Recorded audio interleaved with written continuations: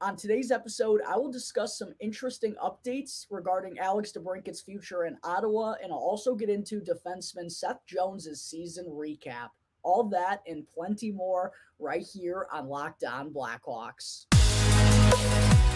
Your Locked On Blackhawks, your daily podcast on the Chicago Blackhawks. Part of the Locked On Podcast Network, your team every day.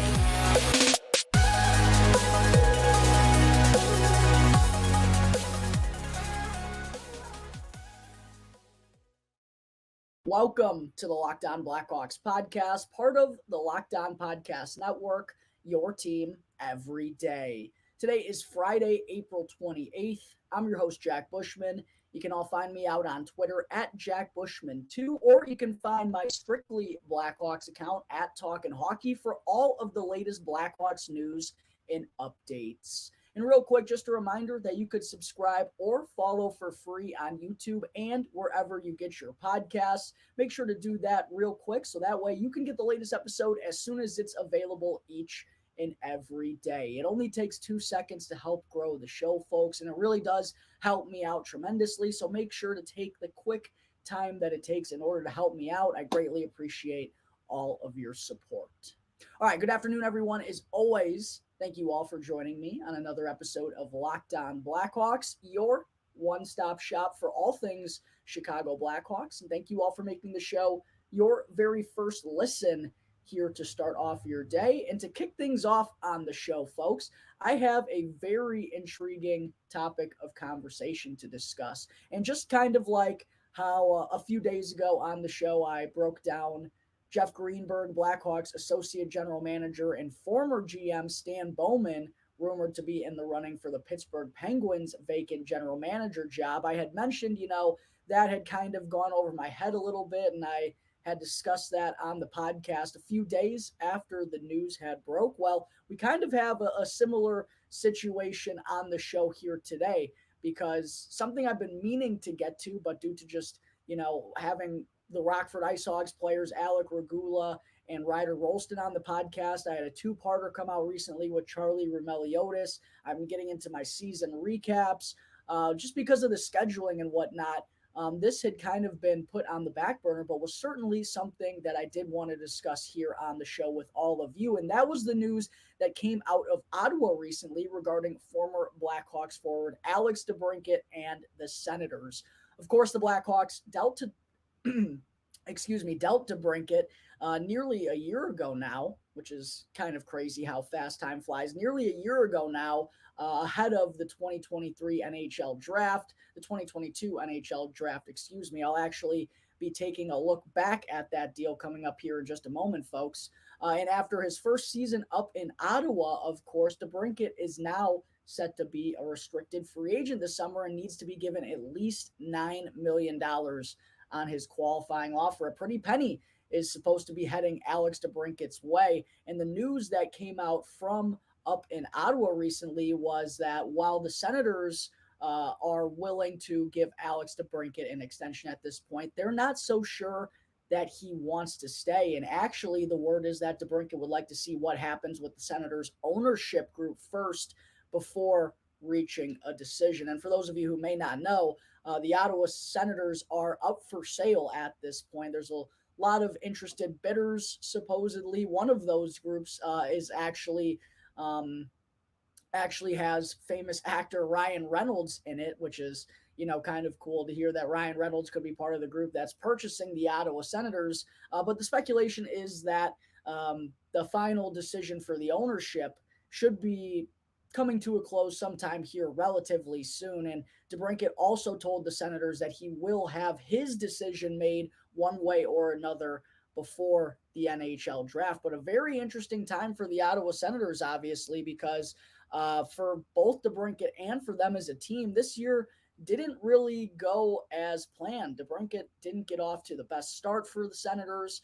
He only tallied 27 goals this year, which, is still nothing to bat an eye at, but when you're a proven 40-goal scorer at a young age, those are kind of the expectations, and that's the type of player the Sens, thought they were purchasing. So kind of anything short of 35 goals, I think, for Alex DeBrincat is kind of a failure at this point, especially when he did play in all 82 games for Ottawa once again this year. That's kind of quietly been like a hidden gem part of DeBrincat's game is his ability to stay healthy, knock on wood for the kitty cat.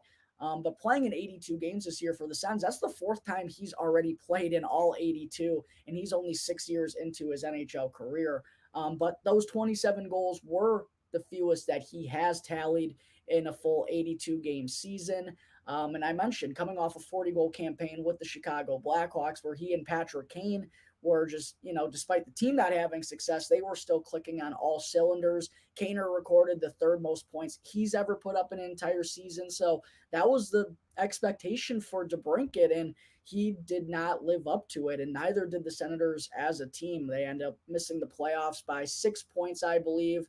The frustration continues to mount in that city as that team is just, while they have done a good job of collecting talent and prospects and picks, it's time for that to kind of turn into winning hockey. They're at that stage of their rebuild where it's time to prove that they can be one of the better teams in, to be fair, a very tough Eastern Conference. But a disappointing season across the board for the Senators and for first-year player Alex DeBrincat. Just not good enough for either of them. And you have to wonder if the Senators have any concerns about paying DeBrincat long-term. I know the fans, obviously, any fan base up in Canada, you have to take with a grain of salt. They're a little bit crazier, but they were obviously frustrated with DeBrincat's kind of lack of goal scoring this year. He also dipped down to 66 points this season from 78 that he had last year with the Blackhawks.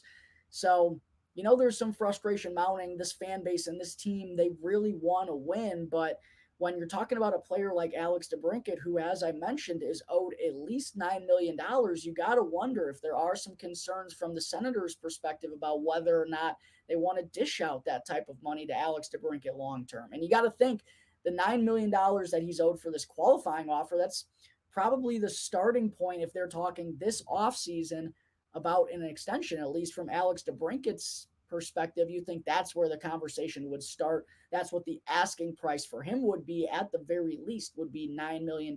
He's proven to be one of the best goal scorers in the NHL. Maybe not this season.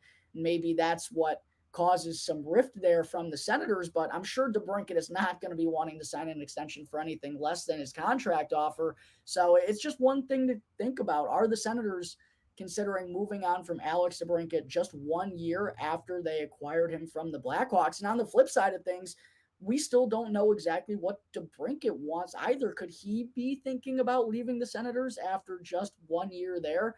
Either way, very, very interesting situation right now for the Senators, especially when they gave the Blackhawks 2 draft picks inside the top 40 of last year's NHL draft. And fittingly enough, Blackhawks fans, coming up in just a moment, I will take a look back at the Blackhawks swap with the Ottawa Senators for Alex DeBrincat just 1 year ago. But first, real quick, I need to talk to you all about eBay Motors. For a championship team, it's all about making sure every player is a perfect fit. Well, it's the same thing when it comes to your vehicle. Every part needs to fit just right. So the next time you need parts and accessories, make sure to head on over to eBay Motors, because with eBay Guaranteed Fit, you can be sure every part that you need fits right the first time around. Just add your ride to My Garage and look for the green check mark to know the part will fit, or else you'll be getting your money back. Because just like in sports, confidence is the name of the game when you shop with eBay Motors. And with over 122 million parts to choose from, you'll be back in the game in no time. After all, it's easy to bring home a win when the right parts are guaranteed. So get the right parts, the right fit, and the right prices on ebaymotors.com. Let's ride. Eligible items only. Exclusions apply. All right, back here on the Locked On Blackhawks podcast. Real quick, before I do get into segment 2, I want to let you all know about all of the good stuff coming up on Locked On Blackhawks here in the offseason. Of course, I've already started my season recap segments. I've gone over Connor Murphy, Andreas Athanasiou, Tyler Johnson. Later on in today's show, to wrap things up, I'll be breaking down defenseman Seth Jones's season, so make sure to stay tuned for that.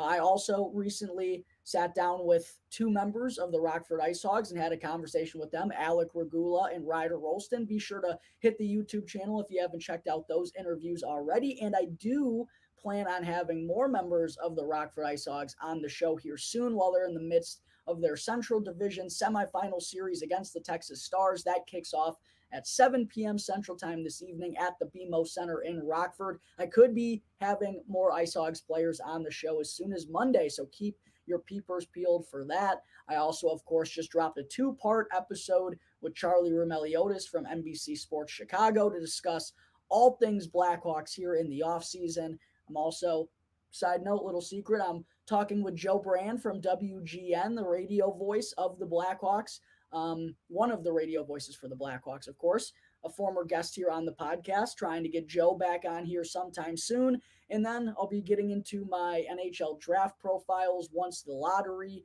wraps up. That's just 10 days away. Not to mention, folks, I'll get into some free agent profiles, some free agent trackers to see who could be fitting what the Blackhawks are trying to add this offseason. And then I also am going to be getting into my end of season top 10 prospect rankings here relatively soon. So as you can all know, you're probably telling me to shut up and get back to the content. Lots of good stuff coming up on the Locked On Blackhawks podcast here as we start to get into the summer.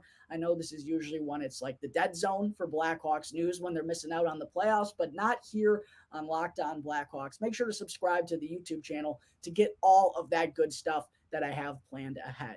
All right, throwing that stuff to the side, getting back into the show, segment 2 with Alex DeBrincat being in the news recently up in Ottawa. A very interesting situation to keep an eye on to see, well, is he only going to have played for the Ottawa Senators for 1 year? Because if that winds up being the case, the Blackhawks return that they got for DeBrincat sure looks a lot better. And to be fair, Blackhawks fans, while I do think we all kind of agree on the same point, while we do agree that the Blackhawks and Kyle Davidson probably could have gotten more for Alex DeBrincat, this trade still is looking and feels a lot better than it did at the time for a couple of different reasons. One that I definitely want to mention is, while it felt like, and this is something that I mentioned on the show as well, and it's kind of why I hate giving knee-jerk reactions and why you do need to take everything full circle, let some time pass, and then revisit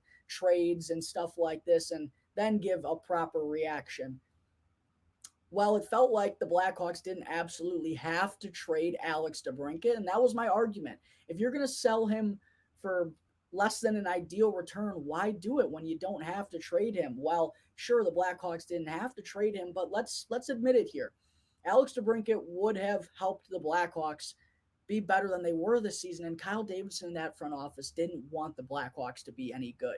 We even heard him when he said he was, when the team finished third to last, he said, yeah, top 3 is pretty good. Like, he was happy with where the Blackhawks finished. Would he have loved last place? Yes, we all would have, but this is clearly what he wanted. He wanted his team to be a bottom feeder, to be in contention for the number 1 overall pick, to be, in the running when it comes to the draft lottery. That's what he wanted. And Alex DeBrincat and Dylan Strome, for that matter, really would have hurt the Blackhawks' chances of getting there. Alex DeBrincat surely would have stole victories for this team. So while I do agree the Blackhawks didn't have to trade him, if they wanted to finish at the bottom of the standings, they probably did.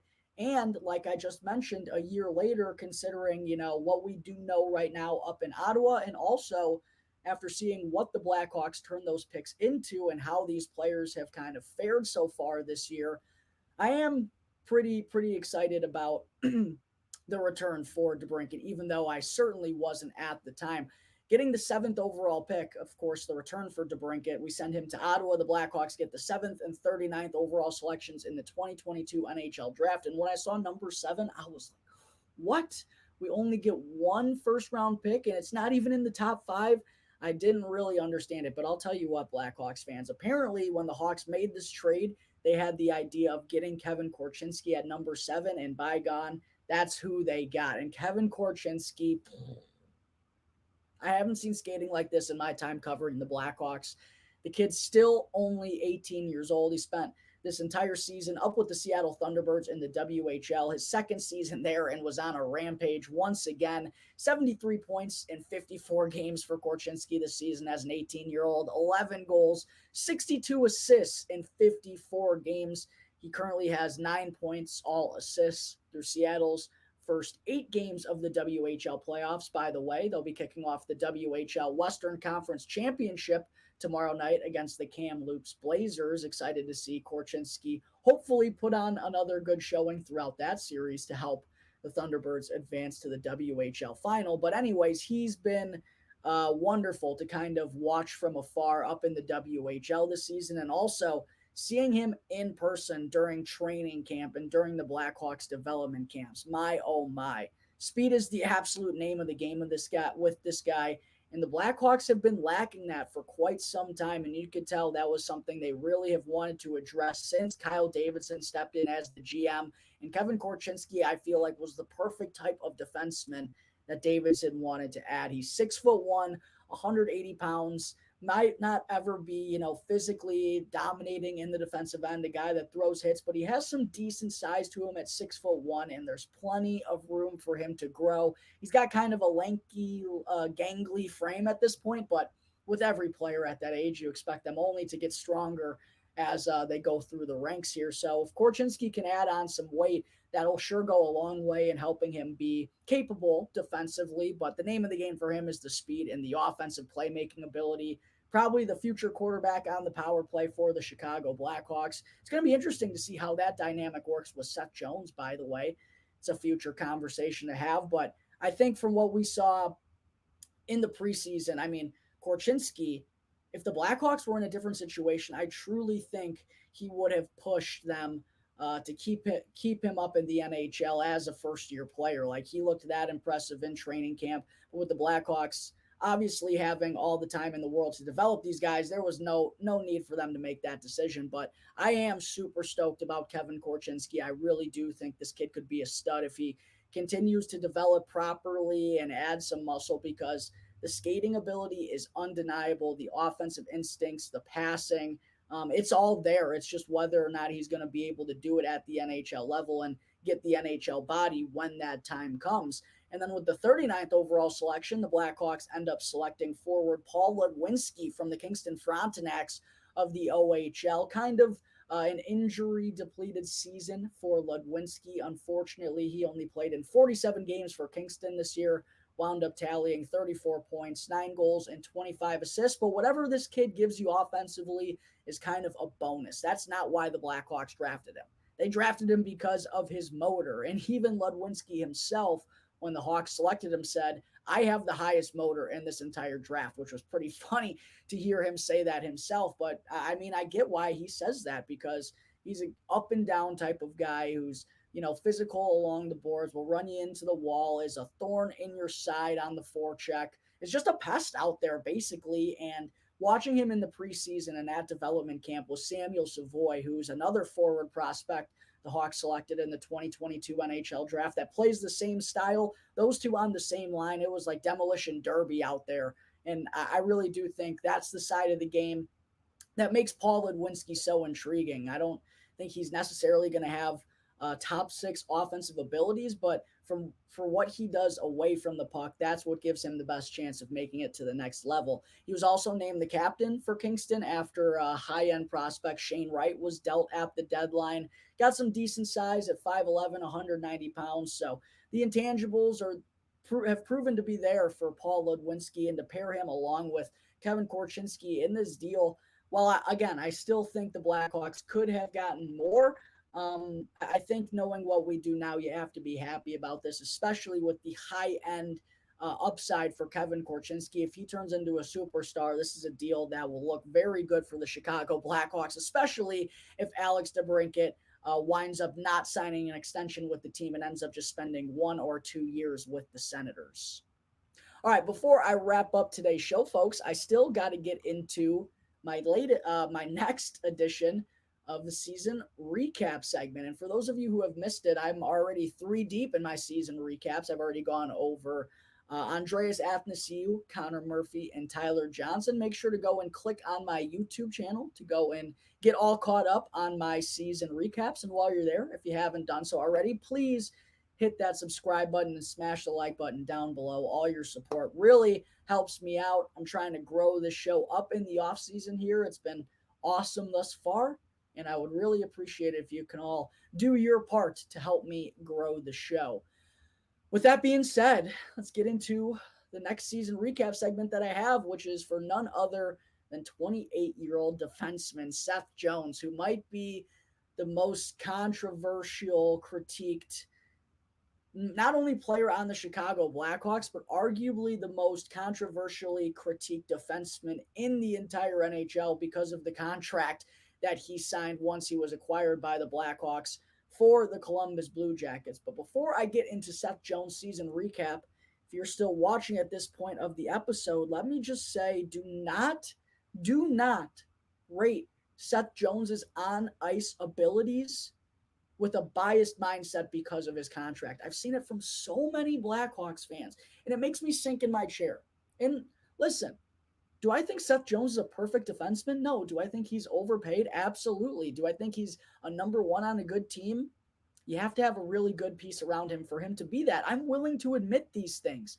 But at the same time, the hatred and the negativity that gets thrown at Seth Jones simply because of the contract that he signed, which, by the way, you should be mad at Stan Bowman at. Any one of you would have signed $9.5 million per year if it was handed out in front of you and be like, yeah, I got the pen right here. Where do I sign? Anyone would have done that. Why are you mad at Seth Jones for the contract? It never makes any sense to me. And for people that have this constant lens on when watching Seth Jones that anything he does is bad, I'm so sick of it. And it doesn't make any sense to me. People hate on him for literally no reason, just because of the dollar amount. And in reality, again, I didn't think he had a perfect season, but if you can put that to the side, you'd recognize that Seth Jones has special abilities and put together a pretty solid campaign, particularly in the final 40, 50 games for the Chicago Blackhawks this year. So with that being said, let's go ahead and get into some of the numbers for Seth Jones in his second season with the Blackhawks. He played in 72 of the 82 games this year, did a good job of staying healthy for the most part once again, despite having a very large role, one of the largest in the entire NHL. You'll love to see that out of Seth. Finding ways to be on the ice consistently, always the most important thing. And in those 72 games, he wound up tallying 12 goals and 25 assists for 37 points. And those 12 goals were actually the second most of his career and the most that he's tallied since he potted 16 way back in the 2017-18 campaign. That was when Columbus ended up upsetting the Tampa Bay Lightning as the 8th seed in the first round of the Stanley Cup playoffs. Fun times to think back at, but that was just a monstrous season for Seth Jones, and good to see him have a big response in the goal scoring category this year. I really do think he has the capability of scoring 10 goals every single season. The way he moves around in the offensive zone to give himself open angles, the way he recognizes plays in transition and jumps up on the rush. I mean, how many goals out of those 12 from Seth Jones did we see him score, on a 3-on-2 where he was the center guy driving the net and a nice pass found him, but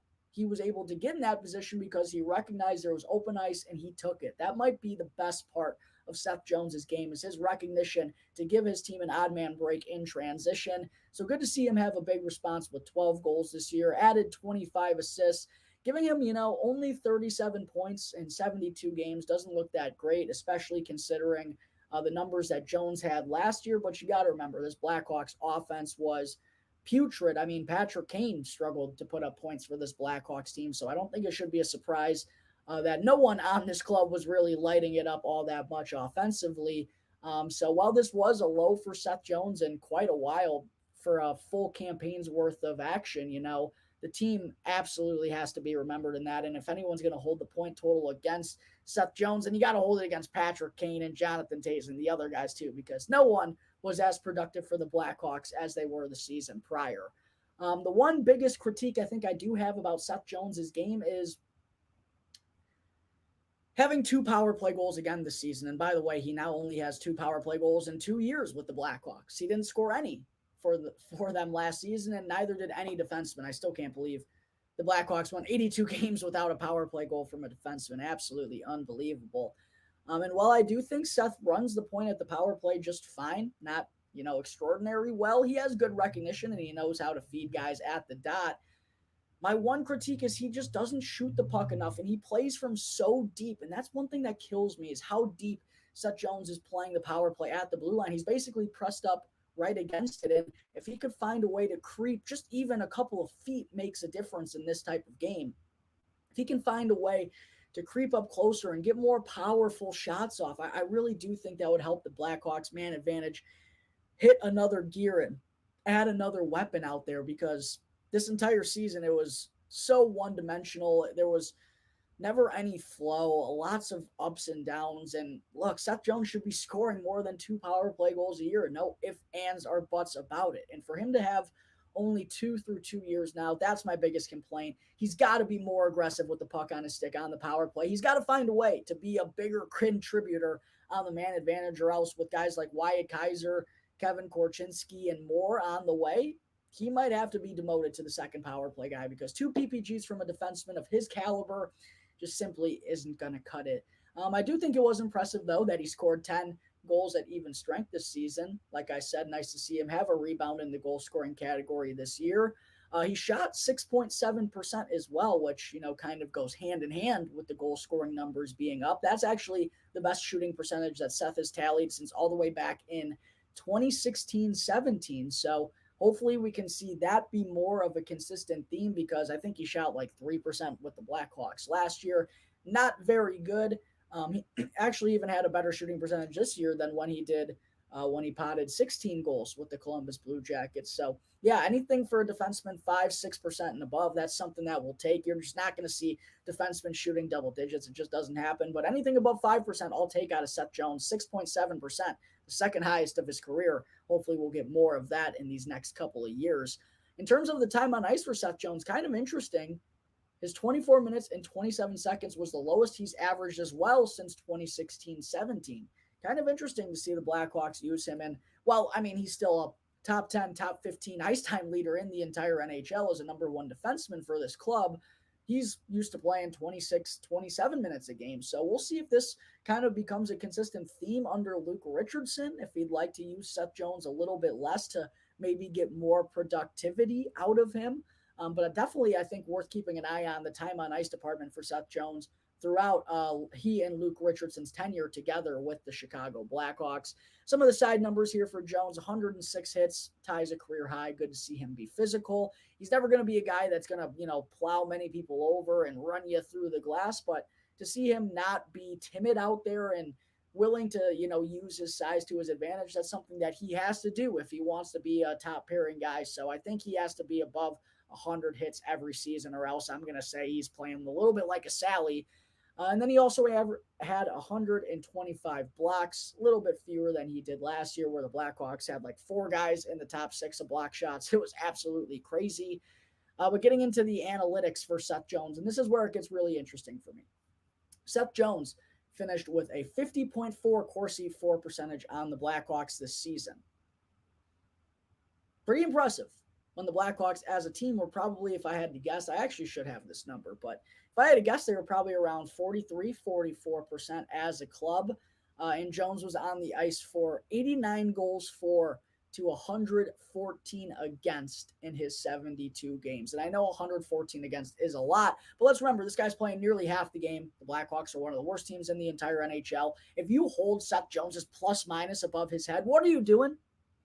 Tell me that you don't know hockey without telling me you don't know hockey. Stop using plus minus to judge Seth Jones. Go look at any top bearing defenseman for the most part on any bad team. Their plus minus is going to be bad. They're also out there for a lot of empty net goals, which helps swing things in the other direction. So yeah, don't give me any of that crap about Seth Jones's plus minus, because the deeper analytics and some of the deeper metrics all say that he was really effective this season in transition in terms of the quality of competition that he was facing. A very efficient offensive defenseman, maybe not the most prestigious defensive defenseman. And I've always said you're going to need to pair him with a strong defender if you want him to be a reliable top pairing guy. These are pretty good numbers for Seth Jones. I don't see how you could think he had a bad season other than you're blinded by the bad contract that he signed. And one other reason why I do think some people thought Seth Jones had a bad year is because how he started out this season, kind of a tale of two halves for Seth Jones as well, similar to Andreas Athanasiou. But I went and I did a deeper dive on Natural Stat Trick to look at how Seth Jones performed with certain defensemen on his pairing. And I think you'll all be very interested to hear this. So Seth Jones, largely in the first half of the season or the first 2 months or so, played on the top pairing with Jack Johnson, who is the seventh defenseman for the Colorado Avalanche right now as they're in the Stanley Cup. Just not a top pairing guy at this point of his career. And the Blackhawks at the beginning of the year were playing him 21, 22 minutes a night, just way too large of a role. And as a result, poor old Seth Jones and his numbers got absolutely tanked. And I think you'll all find this very interesting to hear. So here are the numbers this season when Seth Jones was paired with Jack Johnson. They were paired together for 236 minutes of ice time and accrued a 39.4 Corsi for percentage. Now remember, Seth Jones finished with a 50.4 Corsi for percentage himself on the season. He was at 39.4 in 236 minutes with Jack Johnson. They were also on the ice for just 4 goals for together compared to 18 against at even strength. That gave them a 39.0 expected goals for percentage, and they were also on the ice for 34.6% of high danger chances, meaning, out of 100 high danger chances, when they were on the ice together, their team would generate 34, the other team would generate 66. So not very good when Seth Jones and Jack Johnson were paired together. And that, as a result, I really do think played a huge part in him not getting off to a very good first half of the season. And in 25 games, I know I had these numbers somewhere. Did I not scroll down far enough? Here they are. Here they are. In 25 games with Jack Johnson up until the start of 2023. So from the season opener to December 31st, 2022. Seth Jones had 10 points, 1 goal, and 9 assists. Just 1 goal in his first 25 games of the season while he was skating mostly with Jack Johnson on that top defensive pairing. In 47 games, once the calendar flipped to 2023, Seth Jones ended up tallying 27 points in 47 games, 11 goals, and 16 assists in his final 47 games. And a lot of that was when he was paired with Jake McCabe and Caleb Jones. Here are the numbers for Seth Jones when he was paired with Jake McCabe for a couple months there before McCabe ended up getting dealt. A lot better than what we saw out of the Jones and Johnson pairing. They spent 528 minutes together on the ice with a Corsi for percentage of 48.6, and they were on the ice for 25 goals for to 28 against. So to kind of also put that in perspective, Johnson and Seth Jones were on the ice for 236 minutes and gave up 18 goals. McCabe and Jones were on the ice for 528 minutes, nearly 300 more minutes, and only gave up 10 more goals against. So that shows you how much more effective and how much better, at least just on the defensive side of things, that top pairing went for the Blackhawks when it was Jake McCabe there instead of Jack Johnson. And that stretch, I mean, they were a real dominant top pairing there for the Blackhawks. And like I said, that's the type of person I think you need to have up there with Seth Jones to bring out the absolute best out of him, to let him go and play freely on the offensive side of things. And then the defensive-minded defensive partner can hold things down on the defensive end. So I think that was interesting to hear. And also hearing the numbers that Seth Jones put up with his brother Caleb Jones whenever they were paired together this season, that kind of stood out to me. 368 minutes together. A lot of that came in the final 20, 25, 30 games of the season after McCabe was dealt. They had a 52.73 Corsi for percentage together. Anything above 50 on the Blackhawks is going to be very, very positive when you consider how poorly this team was as a whole in terms of the analytics. They also had a 52.58 expected goals for percentage and were on the ice for 14 goals for to just 17 against. So even when Caleb was paired with Seth, they were playing a lot better. Kind of a tale of two halves for Seth Jones this season. He finished on an excellent run, got into the double digits in terms of goals, was much more involved as a playmaker down the stretch when he had an actual capable defensive partner. So taking everything into consideration, I do think it's hard to judge a player like Seth Jones because there are defensive lapses in his game. He'll make bad turnovers, he'll make bad reads from time to time.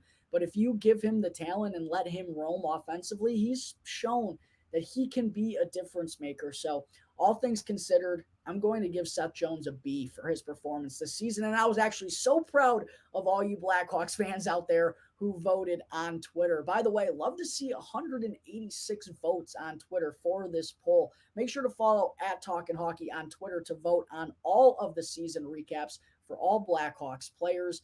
But 51% of the 186 voters on Twitter agreed with me that Seth Jones deserved a B. I think that makes the most sense. 34% of voters voted for C, 9% voted for an A, and only 6% voted for a D/F. So I was very proud of all you Blackhawks fans. Not very many voted that Seth Jones deserved a D or an F, which he absolutely did not deserve this season. If you watch this Blackhawks team, like everyone on Twitter and on Instagram, 55% of the voters as well voted for a B on Instagram. I completely agree. I think Seth Jones is deserving of a B for his performance of this season. And by the way, make sure to go and follow the Instagram account at capital L, capital O Blackhawks. I'm going to be having a giveaway sometime soon here on the show.